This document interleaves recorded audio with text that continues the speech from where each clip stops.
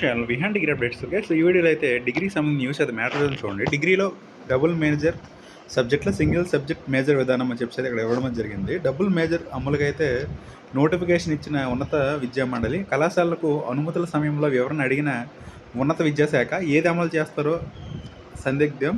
మరోపక్క ప్రారంభమైన విద్యా సంవత్సరం డిగ్రీ డబుల్ మేజర్ సబ్జెక్ట్ విధానం అమలు చేస్తారా, సింగిల్ మేజర్ సబ్జెక్ట్ విధానం అమలు చేస్తారా అనే దానిపై సందిగ్ధత నెలకొంది. గత వైకాపా ప్రభుత్వం హడావిడిగా 3 సబ్జెక్టుల విధానాన్ని రద్దు చేసి 2023-24లో సింగిల్ మేజర్ సబ్జెక్ట్ విధానాన్ని తీసుకొచ్చింది. ఇది ఉన్నత విద్యలో విధ్వంసం సృష్టించింది. విశ్వవిద్యాలయ నిధుల సంఘం ఇటీవల డబుల్ మేజర్ సబ్జెక్ట్ విధానమే అమలుకైతే అనుమతించింది. దీన్ని అమలుకు ఉన్నత విద్యా మండలి నోటిఫికేషన్ జారీ చేసింది. సింగిల్ నుంచి డబుల్ మారేందుకు కళాశాలలు సైతం దరఖాస్తు చేసుకున్నాయి. దీనిపై ఇటీవల ప్రభుత్వం వద్ద జరిగిన సమీక్షలో కొందరు అధికారులు అయితే సింగిల్ మేజర్ ఉంచాలని ప్రతిపాదించారు. ఉన్నత విద్యా మండలి చైర్మన్ డబుల్ మేజర్లో ఉండే ప్రయోజనాలు వివరించారు. సింగిల్ డబుల్ మేజర్ సబ్జెక్టుల్లో ప్రయోజనాలపై ప్రభుత్వం నోట్ అడగడంతో ఉన్నత విద్యా మండలి అయితే పంపింది.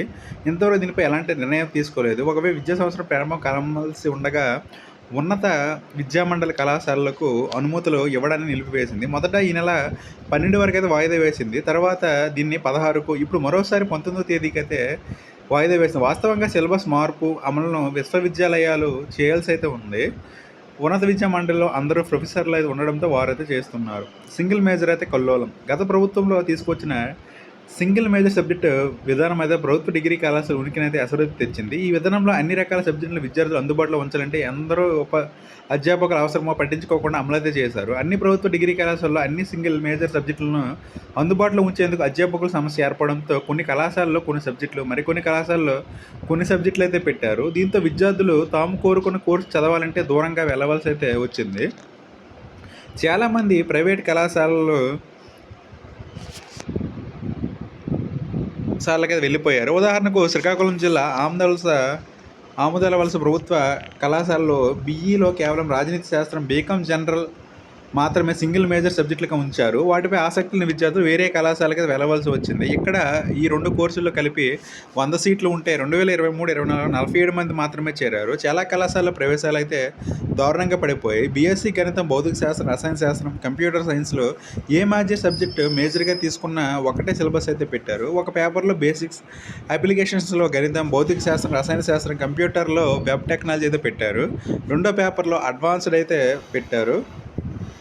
సింగిల్ మేజర్ అని చెప్పి 3 సబ్జెక్టులు పెట్టడంతో 3 పాఠాలు అయితే చెప్పాల్సి అయితే వస్తుంది. ఈ విధంగా అయితే ఉంది.